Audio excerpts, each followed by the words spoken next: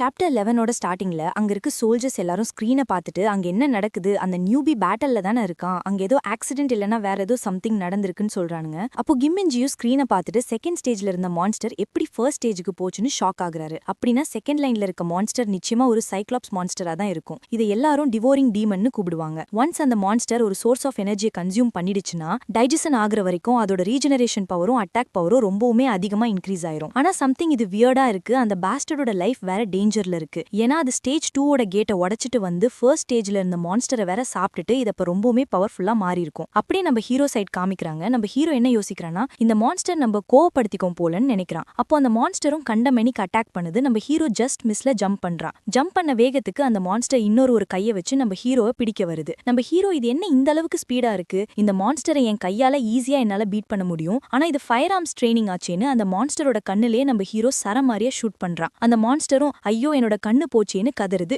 நம்ம ஹீரோ இந்த மான்ஸ்டரோட கண்ணுல ஷூட் பண்ணதால இது ஸ்லோவா ரீஜெனரேட் ஆகுது போலன்னு இப்பே இதோட கதையை முடிக்கணும்னு நினைச்சுக்கிட்டு முன்னாடி போறான். அப்போ அந்த மான்ஸ்டர் திடீர்னு ஒரு அட்டாக் பண்ணுது. ஹீரோவோட கழுத்தை சீவுற மாதிரி அந்த அட்டாக் வருது. இதை பார்த்து நம்ம ஹீரோ என்ன யோசிக்கிறானா, இந்த மான்ஸ்டரால தான் பார்க்க முடியாதே, எப்படி கரெக்டா நான் எங்க இருக்கேன்னு கண்டுபிடிச்சு அட்டாக் பண்ணுது, ஒருவேளை இதால பார்க்க முடியுமோ இல்ல இது என்னோட சவுண்டை வச்சு தான் அட்டாக் பண்ணுதுன்னு நினைக்கிறேன்னு ஜஸ்ட் மிஸ்ல டாட்ஜ் பண்றான். அப்போ அந்த மான்ஸ்டர் இன்னொரு கையை வச்சு தரையோட சேர்த்து ஒரே அடியா அடிச்சு நசுக்குது. அப்போ அந்த மான்ஸ்டர் என்ன ஏதோ ஸ்ட்ரேஞ்சா இருக்கேன்னு பார்த்தா நம்ம ஹீரோ அசால்ட்டா அதை ஒரு கையில தடுத்துட்டு என்ன யோசிக்கிறான்னா, ட்ரைனிங்ல ஏன் இந்த அளவுக்கு கொடூரமான மான்ஸ்டரை வச்சிருக்காங்க, அது மட்டும் இல்லாம நான் அதோட கண்ணுலயே நான் ஷூட் பண்ணியிருந்தாலும் அது எப்படியோ நான் இருக்க லொகேஷனை கரெக்டா 2 முறை கண்டுபிடிச்சிருச்சு. அப்புறம் நம்ம ஹீரோ என்ன என்னோட டிமோனிக் எனர்ஜிக்கு ரியாக்ட் பண்ற போலன்னு கேக்குறான். அப்படியே இந்த சைடு என்ன நடக்குதுன்னு காமிக்கிறாங்க. கிம்மின்ஜி ஒரு பெரிய கன்னை எடுத்துட்டு இது ஒரு ரொம்ப பெரிய டேஞ்சர், பொய்யும் ஒரு நியூபிக்கா இப்படிலாம் ஒரு ஆக்சிடென்ட் நடக்கணும், இது எல்லாமே என்னோட ஃபால்ட் தான், அது மட்டும் இல்லாம அது ஒரு மான்ஸ்டரை வேற சாப்பிட்டு பவர்ஃபுல் ஆயிடுச்சு, ஒரு சாதாரண சோல்ஜரால வெறும் கன்னை வச்சு மட்டும் ஒரு சைக்ளாப்ஸ் மான்ஸ்டரை தோற்கடிக்கிறதுக்கு வாய்ப்பே இல்ல,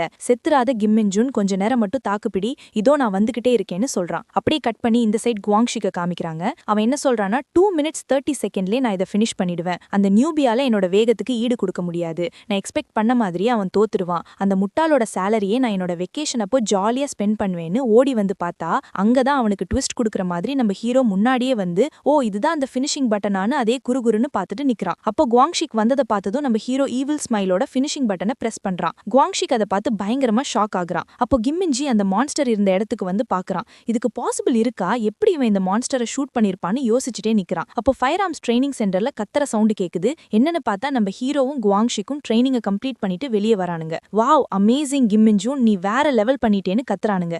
ஏன்னா யாருமே இந்த மாதிரி ஒரு மான்ஸ்டரை ஃபேஸ் பண்ணி அதுவும் 2 நிமிஷத்திலே ஃபினிஷ் பண்ணதே கிடையாது. நம்ம ஹீரோ தான் ஃபர்ஸ்ட் டைமா இந்த மாதிரி ஒரு சம்பவம் பண்ணிருப்பான். அங்க இருக்கவங்க எல்லாம் என்ன பேசிக்கிறாங்கன்னா, இவன் ஒரு மான்ஸ்டர், இன்னொருத்த என்ன சொல்றான்னா ஒரு சாதாரண சோல்ஜர், அதுவும் சைக்ளாப்ஸ் லெவல்ல இருக்கக்கூடிய மான்ஸ்டரை தனியாவே தோற்கடிச்சானான்னு சொல்றானுங்க. டோங்ஜின் என்ன கேக்குறானா, கிம்மின்ஜுன் நீ ஓகேவா, உனக்கு எங்கேயாச்சும் இன்ஜுரிஸ் ஏற்பட்டிருக்கான்னு கேக்குறான். அதுக்கு நம்ம ஹீரோ நான் ஓகே தான், எனக்கு எந்த ஒரு இன்ஜுரியும் இல்லைன்னு சொல்றான். டோங்ஜின் உடனே இப்பதான் எனக்கு ரிலீஃபா இருக்கு, எப்படியோ ஒரு வழியா மேனேஜ் பண்ணி அந்த சைக்ளாப்ஸ் லெவல் மான்ஸ்டரை நீ தோற்கடிச்சிட்ட. அதுக்கு நம்ம ஹீரோ எல்லாம் நீங்க சொல்லி கொடுத்ததால தான் நான் அதை தோற்கடிச்சேன், எது நான் சொல்லி கொடுத்த மாதிரியான்னு டோங்ஜினோ ஃபன் பண்ணி சிரிச்சிட்டு இருக்கானுங்க. இதை பார்த்த குவாங்ஷிக் கடுப்புலே அங்கிருந்து போறான். அப்போ குவாங்ஷிக்க பார்த்து ஏய் நீங்க பெட் கட்டிக்கலையா, எப்படி இருந்தாலும் இந்த நியூபி தான் வின் பண்ணான்னு சொல்றான். இதை கேட்ட காண்டான குவாங்ஷிக் சொன்னவன் பொரடியிலே ஒண்ணு வச்சு, டே உனக்கு என்ன சாகணும்னு ஆசையா, இந்த போட்டி ஒன்னும் 2 பேருக்கும் ஃபேரா நடக்கல, அதனால பெட்லாம் கேன்சல், ஏன்னா எந்த நியூபியால என்னை விட ஃபாஸ்டா ஃபினிஷ் பண்ண முடியாது, அது மட்டும் இல்லாம special fire arms training rules படி டெஸ்டினேஷனை ரீச் பண்றதுக்கு முன்னாடி 2 மான்ஸ்டரை தோற்கடிக்கணும், நான் ரூல்ஸ் படி 2 மான்ஸ்டரை தோற்கடிச்சிட்டேன், ஆனா அந்த நியூபி என்ன அப்படியா,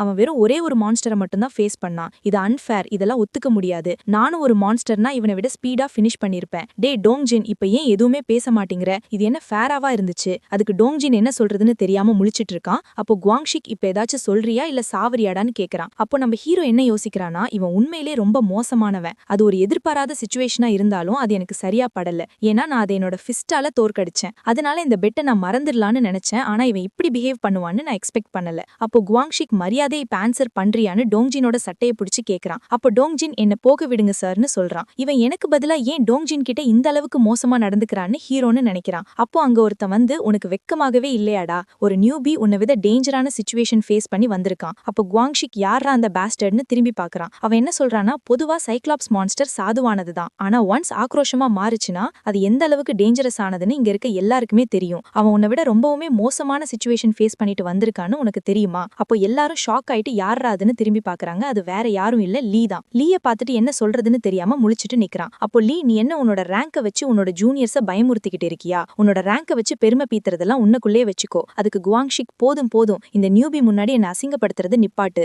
இது ஏன் நீ சீரியஸா பாக்குற? இது சும்மா ஒரு சின்ன ஜோக் தான்னு சொல்றான். அதுக்கு லீ, எது ஜோக்கா? உனக்கு சாதகமா நடக்காத எல்லா விஷயமும் உனக்கு கேலிக்குரிய விஷயமா? நீ இன்னும் கொஞ்சம் கூட மாறவே இல்ல, அப்படியே தான் இருக்க.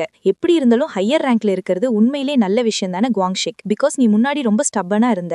ஆனா இப்போ உன்னோட சீனியர் சர்ப்ரைசிங் ஆகுற அளவுக்கு ஒபீடியன்ட்டா மாறிடுற. அப்போ நம்ம ஹீரோ அப்படியான்னு பாக்குறான். இதை கேட்டதும் குவாங்ஷிக்கு மண்ட சூடாய் செம்ம காண்டுல பாக்குறான். லீ உடனே குவாங்ஷிக்க பார்த்து என்ன உனக்கு ஏதாச்சும் சொல்லணுமான்னு கேக்குறான். அப்போ குவாங்ஷிக் கோவத்தை கண்ட்ரோல் பண்ணிட்டு நல்ல பிள்ளையாட்டம் அஃப்கோர்ஸ் இல்லன்னு சொல்றான். சரி, எனக்கு தெரியும் நீ இப்படிதான் சொல்லுவேன்னு சொல்லிட்டு அங்க இருந்து கிளம்புறான். குவாங்ஷிக்கால எதுவுமே பேச முடியாம பல்ல கடிச்சிட்டு நிக்கிறான். அப்படியே கட் பண்ணி ஆர்மி பேஸ தான் காமிக்கிறாங்க. அங்க ஒருத்தவன், ஏய் நீ கேள்விப்பட்டியா? லீக்கு 2 ரேங்க் ப்ரமோஷன் கிடைச்சதா? ஆமா நான் கேள்விப்பட்டேன். ரேங்க் அட்வான்ஸ்மெண்ட் எக்ஸாம்ல அவர் தான் ஹையஸ்ட் ஸ்கோரா. அது மட்டும் இல்லாம டஞ்சன்ல ஏதோ ஆக்சிடென்ட் நடந்துருச்சாமா. அதனால அவங்களே அதை திருப்பி எடுத்துக்கிட்டாங்களாம். அந்த கேஸ்ல லீயும் ஒரு ஆளா இருந்தாராம். அப்போ நம்ம ஹீரோ இதுக்கு மேல ரேங்க் அட்வான்ஸ்மெண்ட் ஆகிறதுக்கு ஏதாச்சும் வழி இருக்கா? அதுக்கு டோங்ஜின் ஒரே ஒரு வழி இருக்கு. அதாவது எமர்ஜென்சி சிச்சுவேஷன்ல சிவிலியன்ஸை ரெஸ்கியூ பண்றது. அப்படி இல்லனா மான்ஸ்டர் ஹண்ட் அப்போ நிறைய மான்ஸ்டரை ஹேண்ட் பண்ணி அவுட்ஸ்டாண்டிங்கா பெர்ஃபார்ம் பண்ணணும். ஆனா இதெல்லாம் பண்ணாலுமே கமாண்டர்ஸோட ஆப்ஜெக்டிவ் பொறுத்து தான் இருக்கு. இதுக்கு நீ இந்த மாதிரி ஆப்ஷன் இல்லன்னு நினைச்சுக்கிறதே மேல். ஏன்னா இந்த மாதிரி யாரும் அட்வான்ஸ்மெண்ட் அடைஞ்சது இல்ல. அதுக்கு நம்ம ஹீரோ, ஓ அப்படியா, கமாண்டர்ஸோட முடிவு தான் இறுதியான்னு நம்ம ஹீரோ நினைக்கிறான். அப்புறம் என்னதான் நான் ரேங்க் அட்வான்ஸ்மெண்ட் ஆக ஆசைப்பட்டாலும் பொதுமக்களுக்கு ஆபத்து வரத நான் விரும்பல.